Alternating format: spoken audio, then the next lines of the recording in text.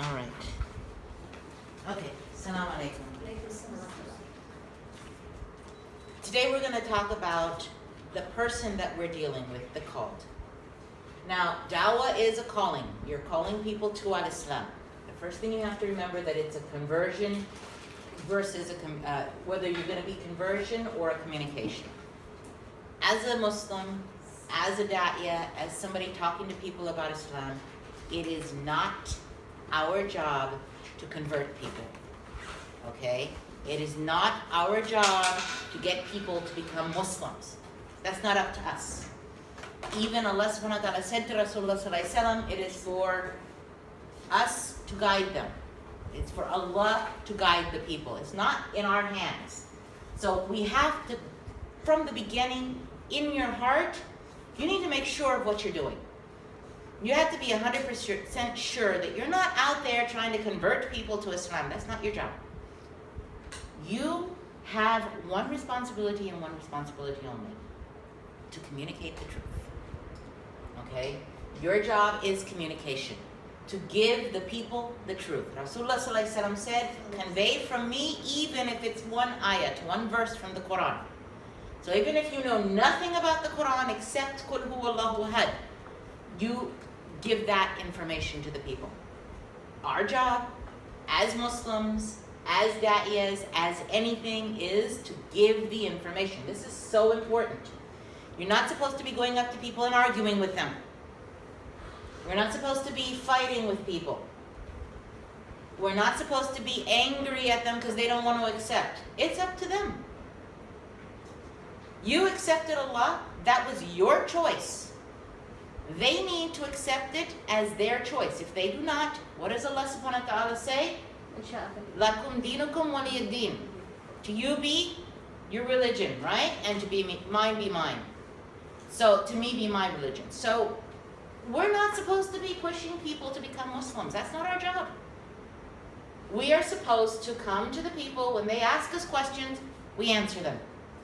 When we see them, and you know, when you love someone, you want the best for them.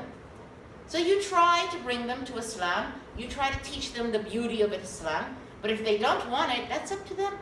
We have to put that really and strongly in our hearts. If it's not in our hearts, that it's not our job, then we're going to cause more problems than we're going to fix.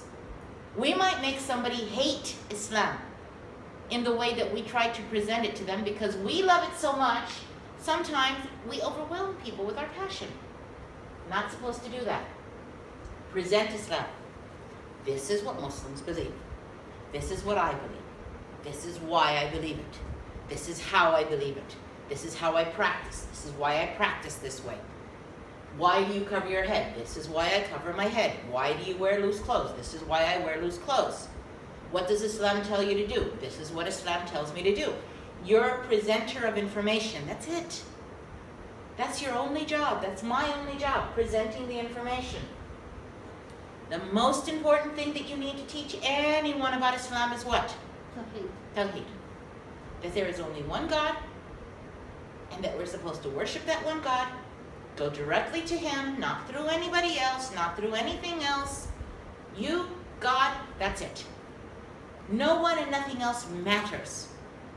Day of Judgment, it's going to be you and God. This is the foundation of Islam. This is what we as Muslims base everything on this, on the Tawheed, that there is one God and we're worshiping Him. And we need to present that to the people and show them this is what we believe. There's people out there who believe that we worship Muhammad, a'udhu billah. You know, Muhammad sallallahu alaihi wasallam is a very important part of Islam. There are people out there who believe that Jesus is not part of Islam. We love and respect and honor Jesus, peace be upon Him. So all these things have to be conveyed to the people. And you can't do it if you're going to fight with them. You can't do it if your intention is to change them. You can't have the intention of changing them because you cannot change them. I cannot change them. We can only change ourselves. And this is really any part of Islam. It doesn't matter whether you're dealing with a Muslim or a non-Muslim. You can't change anybody. We have to accept that first and foremost. you have to deal with one person that you can control. That's you. Make your intention, your niyyah, I am going to present the information. I'm going to let them know what is Islam. I'm going to let people know they're Muslims. Okay, they're Muslims. I'm going to let them know what's halal and what's haram. I'm not going to fight with them.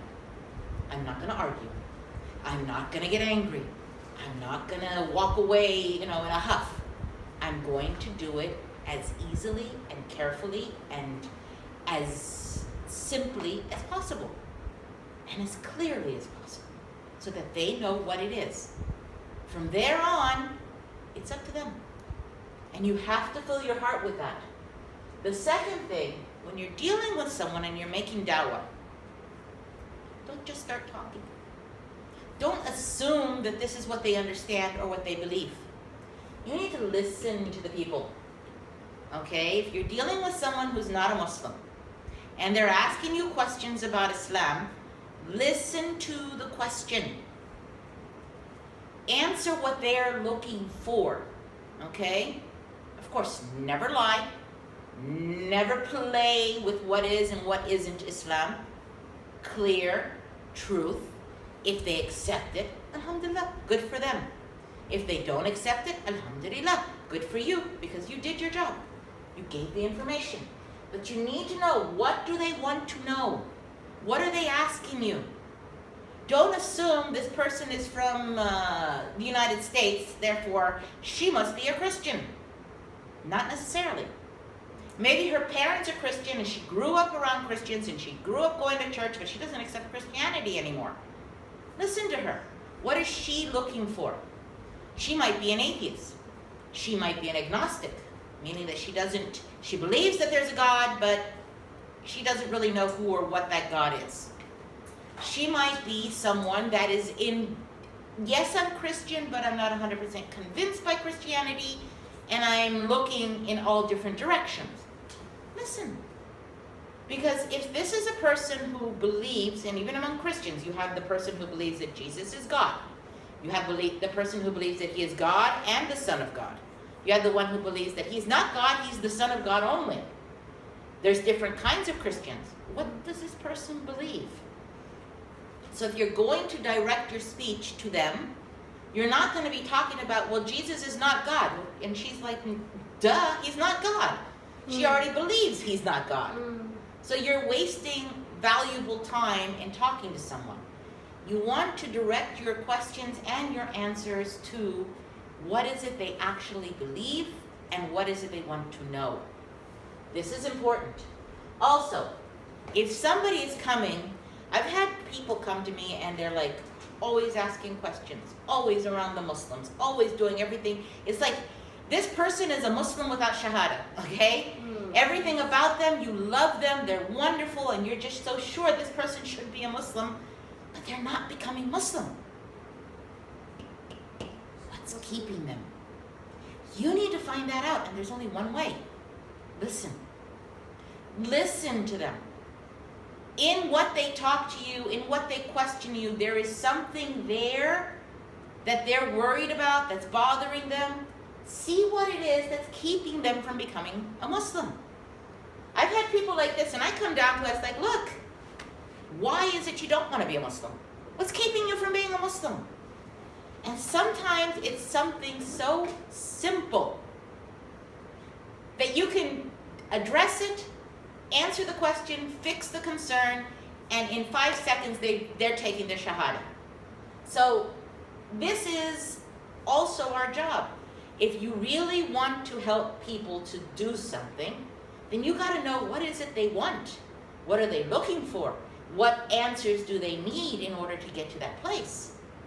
If you're a doctor and the person comes to you and they're complaining about a cough, as a normal doctor, your mind hits what? It goes to the flu, an allergy, the simple things, right? So if you're an average doctor and this person is just complaining about a cough and you don't have any history on the person, then you're going to simply say, okay, well, you're going to listen, you're going to check, and you'll go to the normal things. Flu, allergies, just dry throat, anything. if you sit and talk with them a little while, you start to realize there might be something else there. Maybe this person will tell you, I've been having this problem and that problem and that problem, and I'm having trouble breathing, and I'm having trouble, I feel like a pain. And they start to talk about it, and you ask them a history of, have you been to another doctor, and what did they say? Have they run any tests? And, how long has this been going on? If you investigate a little bit more as a doctor, what happens? You might get to the fact that this person actually has cancer. But you're only going to get to that by what? Questioning, asking. If it's just a dry run, you may not have that chance. But if you have the chance, sit, ask, question. What is it? What's the problem with Islam? Because not becoming a Muslim but loving Islam, there's a reason behind that. For me, 3 years of questioning people. Going, asking them questions. Nobody ever said to me, why don't you want to be a Muslim? What is it stopping you, right? I had to go over that hurdle by myself. I had to find the answers by different people, asking in different ways. And sometimes you don't even want to ask the question directly. Sometimes it's something even personal. But if you can get to that root, to that problem, the thing that's stopping them, you might be able to help themselves over the hump and lead them to al-Islam. And, it might be that thing that concerns them so much is so deeply embedded in them that, subhanAllah, there's no way to get them over that hump. They don't want to go. But you need to know what it is. What's keeping them from Islam? What is it they want to know? What are they looking for? And you do your best to answer the questions honestly and clearly. The third thing, put yourself in their shoes. Put yourself in their shoes. If you're dealing with someone, you're talking to someone and you know yourself, right? What do I need to convince me? What would I need to put me over the line and say, yes, this is true? What kind of evidences would I require, right? What is it that would be important to me to know that would make me change my religion? And then go from that. All right? Put yourself in their shoes. Try to empathize with them. Maybe this person is a very scientific person, right? And you are a very scientific person. So together you have this in common, correct? And you know you have this in common. So if you were her, what would you need to convince you that the Quran is true? Science. Maybe you're an artistic person and the person's, artistic. Because it helps when you have things in common, right? What would you need as an artistic person to bring you to Islam? To see the art in Islam. And it's there. The creativity and the art, it's there. The language, the information within, the structure, the sound, just the sound of the Quran, subhanallah, to a person with an artistic heart is a softener. What would convince you? Think about it and use that to try to bring the other people. If you're trying with the person, what evidence are they going to accept? You got to think about it. You're dealing with a Buddhist, and you say, well, Allah says in the Quran, he doesn't accept Allah. So how is he going to accept what Allah says in the Quran? He doesn't accept him yet. Rasulullah sallallahu alaihi wasallam said, that's just some man to me, right? For us, he's the prophet, and we have accepted him, and we have accepted that what comes from him is from Allah, and that we have to listen to it, that we have to follow it, that we have to do everything that he said. They haven't accepted him, so he is not an expert to him. You need to bring their expert. It helps if you know from the different religions, and in the book you're going to have information from different religions, but if you have anything from their religion, that shows that Islam is correct. and you use from their books as your proof. This is an excellent way. Another way is science. Almost everyone accepts science, correct? If you can use a scientific foundation to prove to them that what you're saying is correct. Example, they ask you about hijab, right? When they ask you about hijab, what is your answer? Well, of course, why do we wear hijab? Because Allah told us to wear it, right? Yes. I lived 21 years of my life wearing very nice clothes, outside, with my hair out, with makeup, with everything. 21 years of my life I was doing this because this was my choice, right? I became a Muslim uncovered from head to toe. How did I go from A to B? Because I accepted that Allah knew best. I accepted Allah. Once I accepted Allah, then I accepted that He told me to do this. There must be wisdom to it, correct? Mm-hmm. But how do you convince someone who hasn't accepted Allah that there is wisdom in this? Almost everything in Islam, and I'll say almost because there are things in Islam that it's pretty much Allah said it, we do it because we trust Allah. Not everything has proof. And on top of that, there are some things they have proof, but we haven't reached that development yet. We haven't learned that much in science. We haven't learned that much in experience to know this, okay?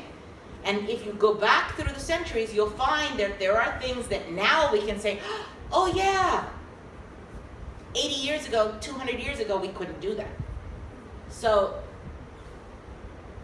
the evidence is, example again, the hijab, right? What would be an evidence for the hijab? Go to psychology. We can go to psychology. If you take the reason for the hijab in terms of the life, one of the things that's always mentioned is it is a protection, right? Well, what kind of a protection? I mean, it's not like having this cloth is really physically going to protect you. It's a psychological protection, correct? So let's go to psychology. Have people done studies about the relationship between men and women? Well, they have. There are sociologists that looked at humans as animals, natural creatures. And when they looked at human beings as animals, what did they find? They found that, like other animals, human beings have mating rituals. You know, the peacock, his big feathers, and he dances around with the pretty feathers. That's the ritual for mating. What do human beings have? Well, one study showed the very first thing anyone, any culture, anywhere in the world, that the very first thing that always happens when it comes to the mating ritual, the first thing is the look and the look away. The look and the look away. This is how it starts. So they're in a room and they see each other and they kind of, they got shy. And then they looked again and they got shy. And then their eyes met. This is number one everywhere in the world. The look and the look away. What does Allah say? Lower your gaze. Lower your gaze. So you tell them, see, Allah knew this before the scientists. And then after that, what about males versus females? Is there a difference? It's a huge difference. Males are visual creatures. Males go by what? By what they see. What they see is enough, putting it nicely, to be ready. Just by the look. Women, we have the look, but it's at the bottom of the level. It's more important to be ready, the talking and the touching. These are for the woman. Verbal and tactile, the feeling. This thing is one of the roadblocks that Allah puts to keep outside of marriage relations from happening. So you have three things. You have the verbal, you have the tactile, and you have the visual. Now, since the woman, the visual is not as important, men don't have to cover. They have to cover a certain way, but not in the same way that a woman does. Because when a woman looks at a man, yes, she might say, oh yeah, he's handsome, but that's not enough. He's got to go, yeah, habibti, sweetie, honey, you're special, I love you. That talking, the sweet talking, right? It's very rare, and I probably in my life have never heard it, that a man says about a woman, she had to convince me. But how many times does the man say, I have to convince her? The woman requires the hearing, the sweet words, the niceness, and she needs that touch. Men, he sees, he likes, that's it, right? Even Rasulullah Sallallahu Alaihi Wasallam, when he said to the man about marriage, he says, go and see. It's important. See that which will inspire you. It's necessary for the man to see. But for the woman, she listens to the guy. When he talks, that's where her heart becomes soft and she falls in love. We're different. So what does Allah subhanahu wa ta'ala do? Because he knows all of this, right? Allah subhanahu wa ta'ala said, lower your gaze, cover the woman, okay, roadblocks. Do not talk unnecessarily, roadblock, no touching, not even a handshake, nothing, zero. So Allah cuts every single way to keep you away from fornication and adultery. Because those things hurt you and they hurt society, correct? So, what evidence will they accept? Now, I'm not just saying Allah said, because they don't accept the law. Now I'm saying it's proven. Our experts, Muslim and non-expert, and non-Muslims, right, have proven scientifically that it's correct. How did Allah know that? If you think that this book was written by an illiterate Arab 1,500 years ago, how did he know this? Now you have a way to convince and to show them that there is truth in what we're teaching. You understand? So you need to know what evidences are they going to accept, and then when you know what evidence is, you need to learn those evidences. Okay? Next, how do you want to be treated? You're putting yourself in somebody else's shoes, right? How do you want people to treat you? When you're talking to someone and they're trying to convince you of something, how do you want to be convinced? What is the thing that will soften your heart? If you think it will work on you, try it. Try that way. At the same time, let's go back up here. You like being fought with? You like when people put down Islam when they're talking to you? Yes or no? No. No. When they do, what happens? The brain shuts down. No. We're not talking about this. And you start to become defensive. You start to want to fight back, right?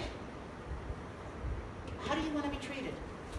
If you're dealing with someone, you cannot make them feel humiliated. You cannot make them feel harmed or hurt. You cannot make them feel that they're wrong or evil or bad. You have to treat them the way you want to be treated. So put yourself in their shoes. Third, read the situation. Look at the individual. Okay? What environment are you in? The environment makes a difference to what you say and how you say it. If you're in a group of people, you're going to be talking differently than if you're talking one-on-one to someone. If you're talking one-on-one to someone, it may be someone you know, or you know something about them, so it's easier to interact. Or it may be a complete stranger. So there are rules to an encounter with a complete stranger, correct?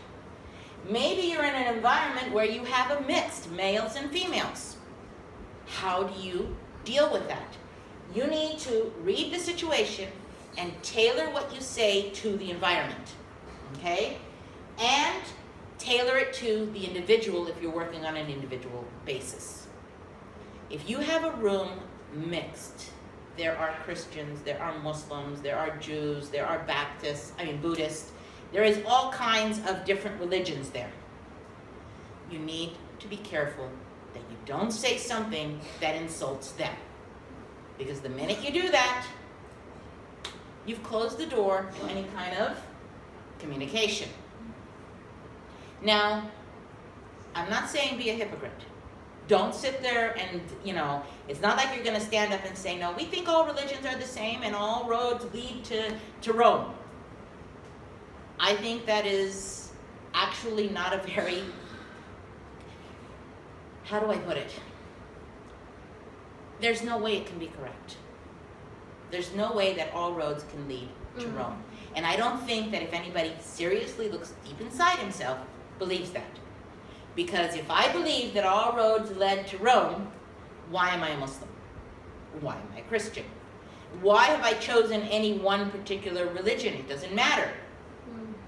I was a Christian before. I am now a Muslim. Why did I bother to change my religion? I lost everything to become a Muslim, right? Why would I have done that if being a Christian was just as valid? So it's not like we're going to stand there and say that this and this is the same.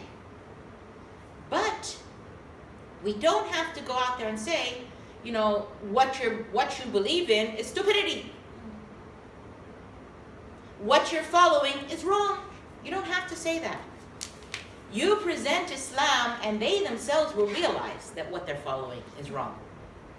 They will choose to follow the wrong way or they will choose to follow the right way. It's their choice. Remember? No conversion, communication. You're not trying to force someone to become a Muslim. You are trying to teach them what is Islam and let them use their mind and their heart to decide if this is the religion that they believe in and this is what they want for their salvation. It's their choice. And I know that's really hard because when you believe in something and you love someone, you don't want to see them going the wrong way. You don't want to see them harming themselves. But there's only so much you can do. There's a limit. Let's just put it into everyday situation. You have a 30-year-old son, okay? Your 30-year-old son is drinking. How much control do you have over this son? Little. Very little, almost none. Basically, you can run your mouth, right? There's not too much you can do. Do you like the fact that he's getting drunk and falling in the street and driving drunk and making all kinds of problems in his family, ruining his relationship with his family because of his drinking? Do you like that? No. Do you love your son? Yes. Can you change him? Can you go physically grab his hands and stop him from drinking? No. He has to do it, exactly. He has to make the choice that he wants to stop. What can you do? Conversation. You can advise him. You can give him the information that he needs to make the choice to leave the wrong and go to the good thing, to fix his life. You cannot change anyone but yourself. So Islam is the same thing. No matter how much you love someone, they have to make the choice that this is what they want. You can provide as much evidence as you want. You keep providing the evidences with love, with kindness, with clarity, with truth, never lying. At the same time, you can't force them. And we have to keep remembering that. And it's hard. This is one of the hardest things you'll probably have to do in your life, is to let yourself stand back and let someone make the wrong decision. Because it's not up to us. Okay? We took our path, we learned, we became what we are today. We chose Islam. And it doesn't matter whether you were converted to Islam, reverted to Islam, came back to learning what Islam is, or you were born into a Muslim family, raised in a Muslim country, and now you're still a Muslim. Because you had to, at some point, you had to honestly and truly believe there is only one God, Allah, and Muhammad is the Prophet. You had to accept it. And it's when you accept it in your heart that it becomes easier. It's the easiest thing in the world is to follow what you believe. The hardest thing in the world is to follow in a path that you don't believe in. We have to bring the people the understanding and the knowledge to accept and believe. And that is through giving the proofs, right? Again, you're going to communicate with them. You're going to talk to them, right?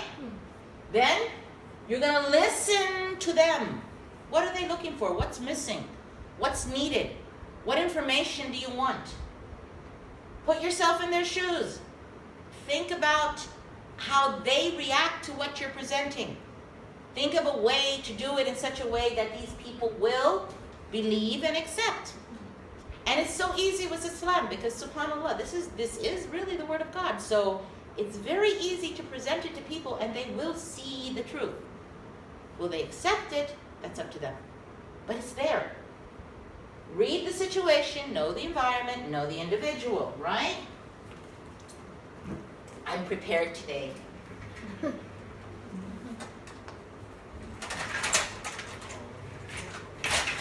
Ta-da! Okay? All right. So now, all of this, we've gone through it. The timing. I remember, before I became Muslim, one of the things that I did, I would ask anyone, anywhere, that's a Muslim about Islam. 3 years, remember, I was questioning and talking and arguing and trying to find out about Islam, right? In a nightclub, middle of the night, music blaring, people dancing, people drinking.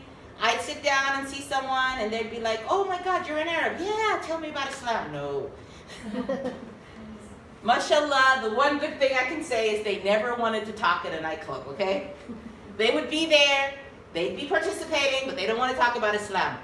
I'll talk to you at the university tomorrow, or I'll talk to you at such and such, not here. I don't talk about that here. So, is this the right time and place to be talking to the person? Remember the last class, or was the one before, I'm not sure?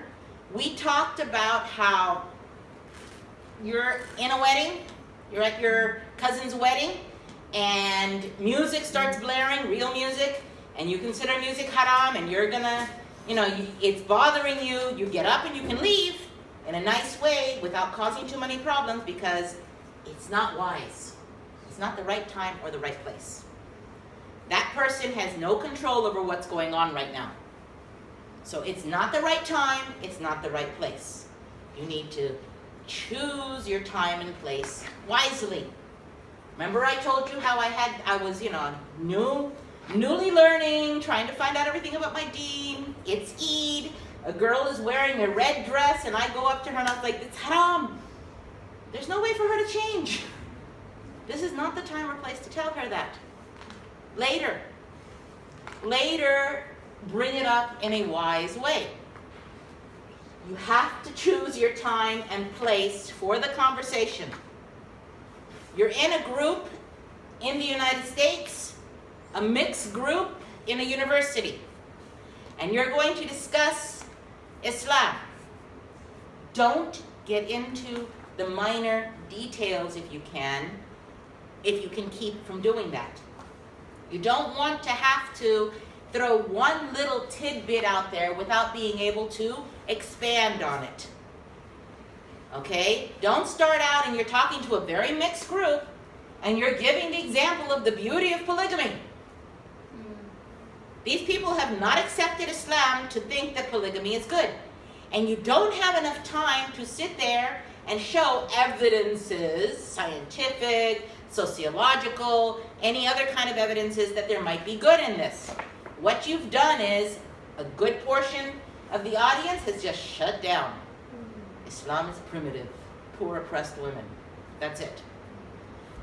Be careful what you bring up. And if you're in a situation where there's no choice but to bring up something like this, do everything in your power to, one, be educated. Know how to answer the questions. Answer it in such a way that you bring it as a positive, not as a negative. Because there's nothing in Islam That is negative. If Allah told you to do it, there's a good in it. So try to find out what the good is. And that one, the polygamy issue, you're among non-Muslims, it's going to blow up. What about Muslims? Put yourself in a group of Muslim women, I guarantee you it's still going to blow up. Okay? Because even among ourselves, we have many who have not accepted it. Many of the scholars, they say, in this issue, many of the Muslim women are kafir. Literally. Because they don't accept it in any way, shape, or form. So this is something that, again, where are you? Is this the right time and place for this to come up? If it comes up and it's not the right time or place, tell them, I would love to get into this issue. Let us do a second lecture just on this issue. Okay? If you can get away and do that, that's the best, because that way you can present it fully. But if you can only throw one or two little tidbits and there's no other choice and you're going to do it, you need to be able to know how to do it in a way that doesn't make people think that you're an idiot for following this religion. You have to be careful. You can't, and you can't go in there and say, well, this only exists in this or this, and what you're saying is incorrect. You got to make sure that what you're saying is correct. Okay? Don't overdo it. SubhanAllah, people came to Rasulullah sallallahu alaihi wasallam and they wanted more, right?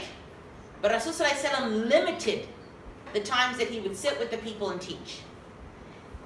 Even when people love a subject, there's a limit. We have a limit to how much we can have, how much we can do, how much we can keep something up. Rasulullah sallallahu alaihi wasallam, he said that the deen itself rises and falls. Your faith rises and falls throughout your life. You're not going to be up here your entire life, and you're not going to be down here. You're going to hit both. Okay? Throughout your life, I'm going to have to tell you something. You're not angels. You're not Allah. You're not perfect, right? So throughout your life, you're going to be going like this with your faith. It's going to be high and it's going to be low. We have to learn ways for ourselves to deal with the low, right? We have to learn how to make ourselves stronger. So one of the things is, don't overdo it. Islam is the middle path. Sometimes when we put too much on ourselves, what happens is that in putting too much on yourself, you're actually making yourself overburdened, and you start to kind of resent Islam. Believe it or not, we can start by, we want to do everything. And then you reach a level where it's like, I can't, it's too much, right? And you start to resent that you have to do this. We do it to ourselves in other ways as well. I want you to think about something. There are people who consider the niqab sunnah, correct? They don't consider it a fard. Yeah. Now, if you don't consider the niqab fard, and then you decide you're going to put it on, at a certain point you can't do it anymore. And people tell you, haram to take it off now. You put it on, you have to wear it until you die. Is this correct? Have you harmed yourself by taking it off? The answer is no. If you started to make tarawiyah, or what do you call it, qiyam al-layl, every night. One night you're just like, I'm too tired, I can't do this tonight. Have you done something haram by not praying it? No. If there is something that is a sunnah, and you don't do it 100%, any sunnah, the fact that you did it is barakah. Not doing it is not a sin. We push ourselves too much. The society makes it too difficult because if somebody starts doing something, they don't allow them to stop. Even if it's not fard. So that's one way of overdoing it and turning people off. Another one is talking too much. After a while, you get bored. right? You know, our attention span is actually quite small. And after a while, your mind just floats off to something else, right? And I'm not even talking about here. Like here, I'm talking for what, like an hour and a half? I know by the end of the night, you guys are all gone. Your mind is on, and I have to make dinner for my husband, and my children have homework tonight, and your mind is gone off a million times throughout the night, correct? What about salah, your prayer? How many Muslims can start with Allahu Akbar and finish with salam alaikum, and nothing else came to their mind except their salah? We're talking, what, 3 minutes? 5 if you're really good, right? Can we keep from Allahu Akbar to salam alaikum, our mind only on Allahu Akbar, alhamdulillah, on the words, on the meaning, on Allah? Can we do it?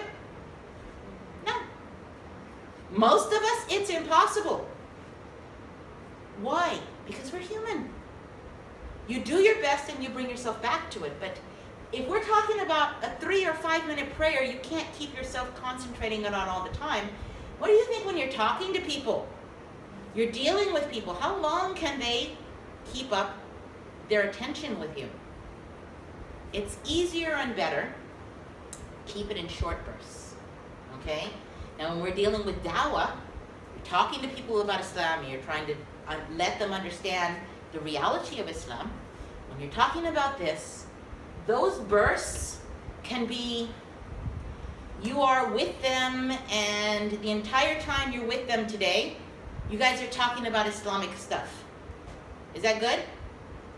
No. Or is it better? No. What's better? What would be better? I'm going out with you, Yeah. and during the time we mention some things about Islam. Other times we're talking about kids, we're talking about the weather, we're talking about politics, we're talking about scientific discoveries, we're talking about all kinds of other things. We go out together one time and maybe a good portion of our conversation is about Islam. The next time we go out, we don't bring up Islam at all. Because it cannot be like the only connection this person has with you is you trying to talk them into becoming a Muslim. Lectures, exactly. So, too much information, not good either. You want to make it a consistent thing. You want to make it interspersed in your life with the person, but it can't be the only thing. All right? And if you're in a what I call hit and run situation, where you just met the person and you only have a chance, and you have a chance to give them something about Islam.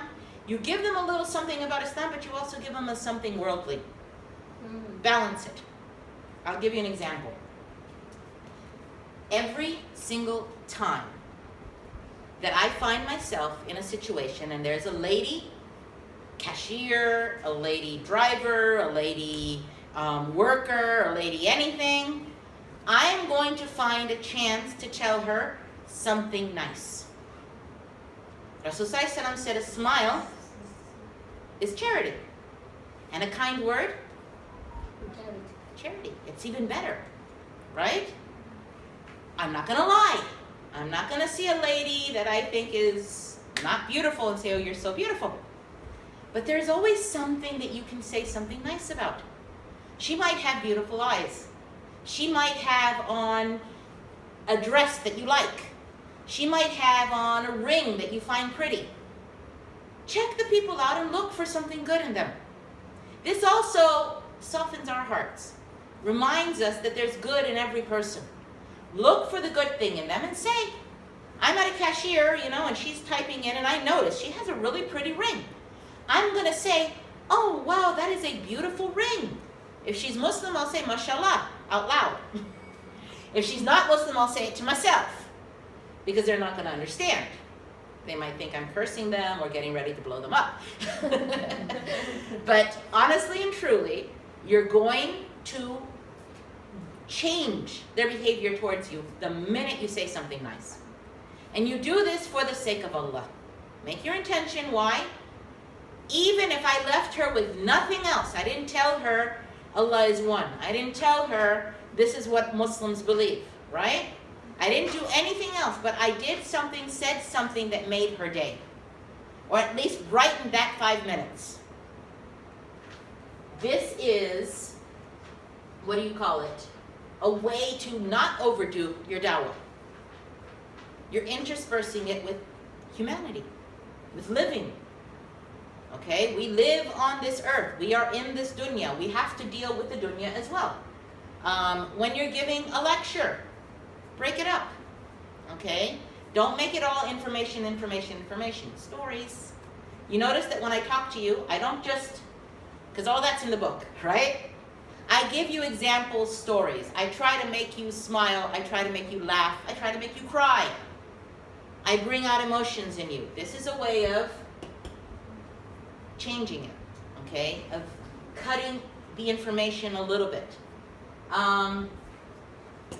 Make sure that when you're dealing with people and you're talking to them, the timing is also part of the suitability of the subject. The subject has to fit the people that you're talking to.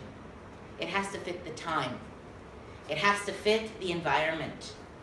It can't be something that is going to cause problems, anger, dissension, people to cut off, okay? And that leads into audience. Now your audience, well, it's obvious in this situation. I'm speaking, you're my audience, right? But audience can be one person, one-on-one. Audience is the one that you are addressing, okay? So know your audience.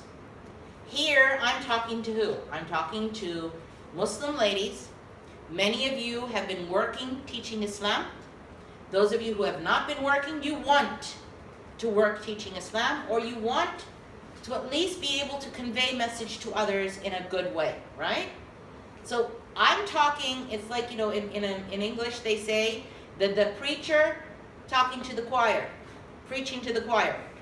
So I'm talking to people that are already convinced of something, right? So it's a lot easier for me to talk to you. If I was talking to people that were not convinced of even one element, everything changes. What I say, how I say it has to change. Because remember before I said, if you're talking to a Christian, you're not going to say what Allah said and Rasul Sallallahu Alaihi Wasallam said, right? I'm in a group of Muslims. From these Muslims, there's 3 or 4 in the back, and they believe Quran only, no Hadith. They exist. There are people like this. So now, if I really want to convince them, do I go on and on and on with Hadiths? No. Not that I don't believe that Hadiths are necessary. I do. But if I want to deal with my audience, I'm going to have to convince them in something in a way that they're going to accept. So I can change their mind that Quran is enough and that we don't need Hadith using Quran. Using the thing that they accept, I convince them that this is correct. So you have to know your audience. Who are they? What are they thinking? What do they believe? Now sometimes it's a really mixed audience, okay?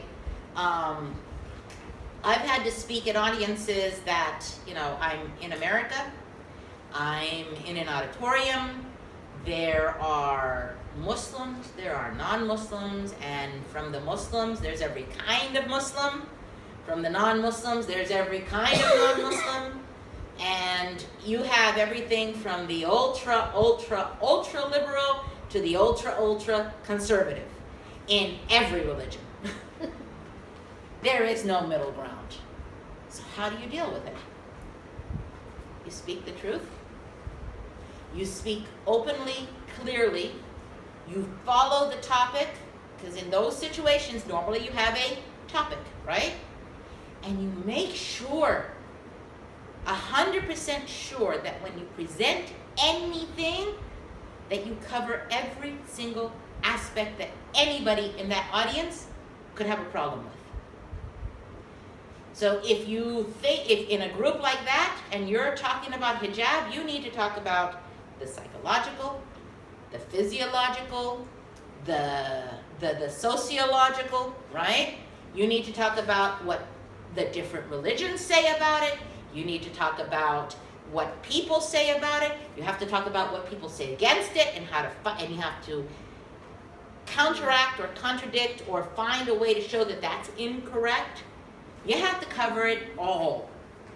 And you have to be very thorough. If you can't do that, don't accept to talk. Honestly, truly. Because otherwise, what's going to happen? What's going to happen? You're talking and you're helping Islam or hurting it? You're hurting it. Because you don't have enough knowledge to cover that subject. So if you're being asked to talk about something that you don't have enough knowledge about, two choices. If you have time, go research it to death.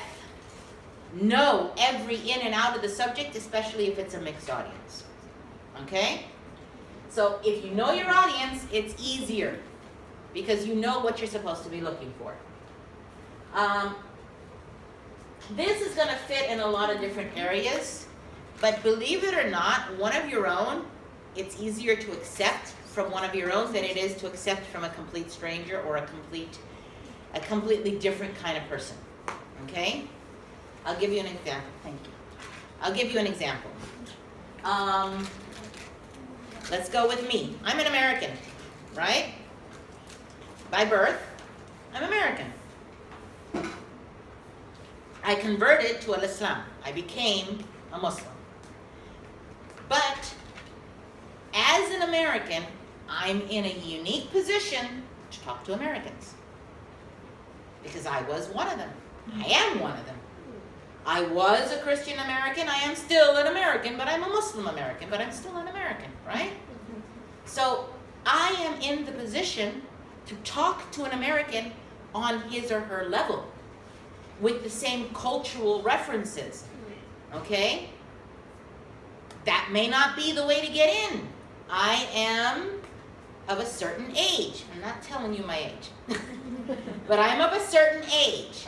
I meet up with a lady maybe of a different culture or a different nationality or a different anything, but we're in the same age bracket. That means what? We have our time period in common. I'm going to use my commonality, the thing that we have in common, to break into conversation. How do we start talking? Remember you guys asked me how? You do like a cold conversation with someone, just find something in common. One of your own is easier to accept. You got to get over the shyness, okay? Again, I'm an American and I'm from the South. So we can walk into an elevator and everybody comes out best friends. You just start talking to people. You're sitting at the doctor's office, you look over, oh yeah, did you hear about such and such? Total stranger. You just start talking. That's our way. Very hard to do coming from Kuwaiti society. I still do it. And people, I've made a lot of friends in Kuwait that way. You just start out in conversation with people. You've got to learn to get over the fear of talking to people. Also, if you can think of something that you have in common with this person, anything you have in common with this person is a way in. This is the best way to do dawa, to invite people to Islam. Finding something that you all have in common. Anything. And again, it can be simple things. Like I said, we're both women. We both like jewelry because I see you have a gorgeous ring on. So I'm going to say, that's a beautiful ring. She may or may not respond, correct? Sometimes she'll be, oh, thank you, my sister gave it to me. Oh, she's a wonderful sister. I wish I had a sister like that. Start your conversation and get in, right? Anything to start the conversation that you have in common. And again, honestly, don't create things because, number one, Muslims, we're not supposed to lie. Two, we're not supposed to manipulate people. I'm not telling you manipulate people. I'm telling you be nice to people, right? There's a big difference. So if you have something in common with that person, it's a lot easier to give them dawa. It's easier for the Arab to talk to the Arab, the English speaker to talk to the English speaker, right? It's easier for the Christian to talk to the Christian and the Muslim to talk to the Muslim. It's easier for the Christian who became a Muslim to talk to the Christian because there's still a commonality. So try to find the things that you have in common with the person and go from there. Your audience, I already mentioned, if you have a group versus an individual, it's different. With the individual, you get to know them as a person. You're talking directly to her. You're dealing directly with her, right? So you get to know them as an individual. As a group, again, it depends. Get as much information as you can about the group before you go in. I've had situations, somebody calls me, it's like, I need you to come and talk to a group of girls. Okay, who are these girls? Where are they from? What kind? What is their nationality? Okay, I mean, I go as far as, okay, you want me to come into the school, where is it located? The majority of your girls, Hadar or Bedu? Okay, are the majority covering, not covering? Tell me about the girls. What's their likes, dislikes in general? As a teacher, you have an idea, right? So I get some basics about the girls in this school because this school is not the same as that school. I can go to a girls' school in Sabahia, and it's not going to be the same as a girls' school in Nuzha. There'll be different types of people.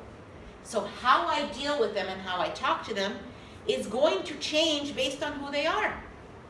Because if you can take elements of commonality, elements that you can bring in from those people, then you get on an equal footing with them.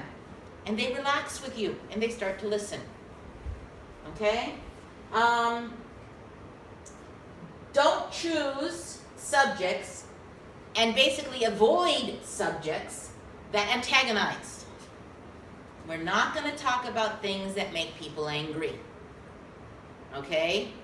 You're going into a mixed group. You're not going to choose something like, okay, I'm going to go into a group in America, a university in Los Angeles, and I'm going to talk about homosexuality.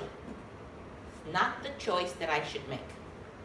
If it comes up, what do I need to do? I need to know everything there is that Islam has to say on this subject and present it in the best way that I can. But if it doesn't come up, don't bring it up. Because what you're doing is you're harming yourself. Because it's not the subject that you're supposed to be talking about. Why? Huh? Why? Like, I'm going to this big group, and they asked me to talk about homosexuality, then I have researched it completely. You understand? I know everything and anything that I can say about it to let people understand this is what Islam says about it. I'm not going to argue it. I'm not going to fight with the people. If you disagree, that's up to you. But this is what Islam says. Okay? But I'm not going to go and I'm talking about women's rights in Islam and I'm going to throw in homosexuality as an example because I'm antagonizing.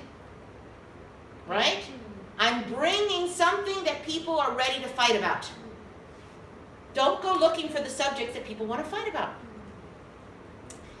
Also, you want a subject, sometimes you want the subject to open their minds. I was invited in America once to a church to talk. Now, for months, I've been listening on the TV, the radio, from the newspaper, reading how in Islam there's a verse that says, kill them where you see them. It's there. Can't lie, the verse is there. The problem is that when they see this verse, they're saying that if I'm walking down the street and I see a non-believer, I'm supposed to kill him. That's not what it means. What it means is that if you're trying to kill me, I'm supposed to try to kill you too. I'm not supposed to stand back and say, kill me. I'm supposed to fight back, defend myself, right? There's a difference. There's a huge difference. Most people, using their logic, using even their own culture, their own behavior, their own everything, especially an American, If you go to an American and say, I'm going to kill you, they're not going to sit there and say, go ahead. They're going to fight back. So they will understand that if you're being fought against, you're supposed to fight back. So at the church, this was a big one. And so I started talking about Islam in general, and this woman raised her hand, and she says, is it true that you're supposed to kill us? It was a little old woman, and my heart broke in the way that she was asking me, because she was like, you could see the fear. I sat there for 20 minutes and explained that verse. Alhamdulillah, I was prepared. If you're not prepared, this can be very dangerous. It wouldn't be the kind of thing that you bring up, especially if you're not prepared. So you have to be prepared if it comes up, but you shouldn't bring it up as the subject. I came back another time and I talked only on that verse because they really wanted to understand it. By the end of it, I had them, I was like, if right now, Jesus, peace be upon him, we're standing in front of you and people are trying to kill him, what would you do? Kill him? Go ahead, kill him. Would you do that? And they were like, no. Would you fight them? Yes. Would you kill them?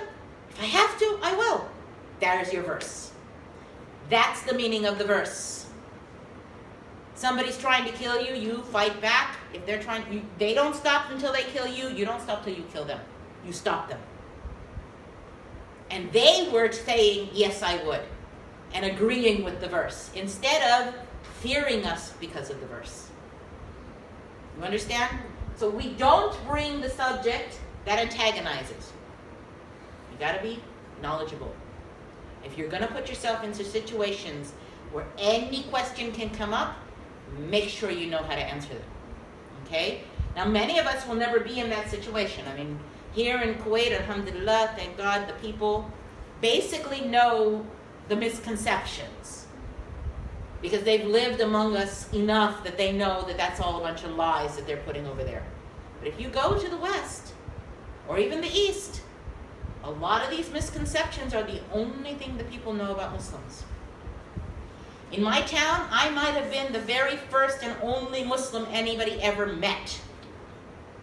Because they've heard of us, maybe they saw us in the street, far away, but to actually meet a Muslim, most Americans haven't.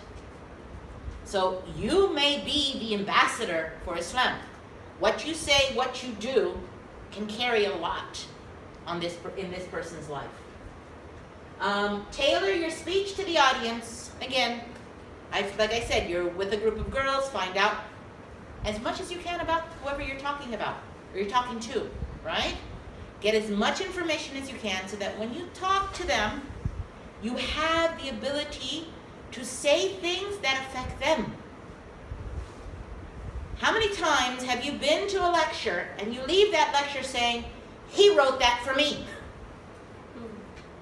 He put that in there for me, and he doesn't know you. He's talking to 10,000 people, right? Some sheikh is talking to all these people, but when you left, it's like that was written for me. Because they know their audience. They know who they're dealing with. This is important for us as well. If you're talking to someone, know your audience. Know who you're dealing with so that you can tailor it to fit their needs. When you're listening to something and it hits on your problem or it hits on your experience, you remember it better, right? You like what you hear more because it's affecting me. It has something to do with me. A lot better than something that's just out there, something that's general. So that's the other part. Location. Time and place for your message. This goes back to what we were talking about before, right? Make sure the time and the place are suitable. The location is important. If you're in a place that's very crowded and you don't have a lot of time to really talk to as much as you'd like, your message may not have to be, again, the Allah and Islam and you need to become a Muslim, and this shouldn't be your message in a mall, right? Tailor your message to the location. Maybe maybe the only act of dawa that you can do is like the cards that we saw last week, a little card that you hand to somebody and let them contact somebody else. You just opened the door, gave them information just enough, a little snippet that makes them say, oh, well, you know, I've been wondering a lot of things about Islam. Let me write an email to this place, right? Let me go into the chat room and ask questions. Make sure that what you say, what you do fits the location. Take advantage of learning opportunities. You know what that means? Throughout our life, there's always going to be a chance to teach somebody something about Islam. Always. Those of you, those who have contact with non-Muslims will have more chances. For instance, years ago, my cousin died. He was in his early 20s, and he and his girlfriend were crossing the street at night, and a car came and hit him. Actually, it was going to hit her. He jumped in the way, pushed her out of the way, and he got hit and he died. My aunt was so devastated that she ended up leaving her home, coming to our home. We're in another state from them. And she stayed at my house for about a month. It was during the summer while I was there. I was sharing the room with her. Every night she would cry, and she'd be talking about her son, and why did God do this, and why did she lose her son, and learning opportunity. I wouldn't tell her that this is the reason your son died, or this is what you're supposed to do. I'm not going to tell her, because as a Muslim, I would tell I would say, Allah subhanahu wa ta'ala did this for a reason. You have to fear Allah. You have to trust Allah. You have to know that whatever happens is good for you. That's my audience, because I'm dealing with someone who knows and trusts Allah. What did I tell her? In my religion, this is what we think. In my religion, we feel that if you're a Muslim and your son dies, that if it's before puberty, that child is going to help you to get into Jannah. That child has died with no sins. If it's after puberty, then you're supposed to be, we believe that we're supposed to be patient with it, and I would give her advice based on what we as Muslims would do. But I would not tell her this is the right thing to do. I would tell her, as a Muslim, this is what I think. As a Muslim, this is how I would deal with it. And I would go and I'd look and they'd say, look, in the Quran, in our Quran, and like I said, I know, the Bible's different, but in our Quran it says this, about death. It says this about trials, and I would show her what I believe. And it's a teaching opportunity. I'm helping her a little bit to get over her grief. At the same time, I'm teaching her about Islam. So any chance that you have to teach somebody something, teach them. Show them. If it was me, I would behave this way because I read a hadith. You're talking with another Muslim, right? And they're like, such and such and this and this. I said, if that happened to me, I would probably deal with it because I read a hadith and it said such and such. I would probably be looking to that hadith and maybe investigate it a little bit more. If you want, I'll go look into the hadith and see what it says so that maybe together we'll learn what it is that's supposed to happen in this situation. I had a friend, subhanAllah. She gave me this perfect thing. They were living in America, they're Muslims. Her son was in the public school, and he was in the tennis club, on the tennis team for the school. And mashallah, he was very good. And he was in the finals. The finals was during Ramadan. So her son came to her and said, tomorrow is the big match. It's against the guy that I've been against for, a long time. I really, truly want to beat him. But it's going to be hard if I'm fasting. Can I break my fast? Now she says, mother. She was like, no, right? No way, it's haram. Mashallah, tabarakallah, she's very smart. She said, let's find out. So she's like, here's here's the Quran, here's Sahih Bukhari, Sahih Muslim. Let's look into the things about fasting. They spent about an hour going through the Quran and the Hadiths. They went and looked at Fatawa, to see what people said about situations. And in the end, he said, well, I guess I can't. It doesn't look like it's allowed. He made the decision. Learning opportunity.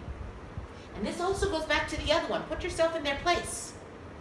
Would you prefer somebody tell you haram, you can't do that, and not explain why? You would prefer a complete explanation. Okay? And if you can do it as a complete explanation, that's good. It's even better if you get them to find out for themselves. Because if you go and look at something for yourself, are you more or less likely to follow it than if somebody told you to do it? You're more likely. So take advantage of any learning opportunity that you have. Next we have misconceptions. They're all over the place. And you're going to have to educate yourself on those. And we have a whole lot more here in the book that's still part of this chapter, but our time is almost up. And I want to give chances for questions. Okay? So give me 1 second. And it stopped. I don't know when it stopped.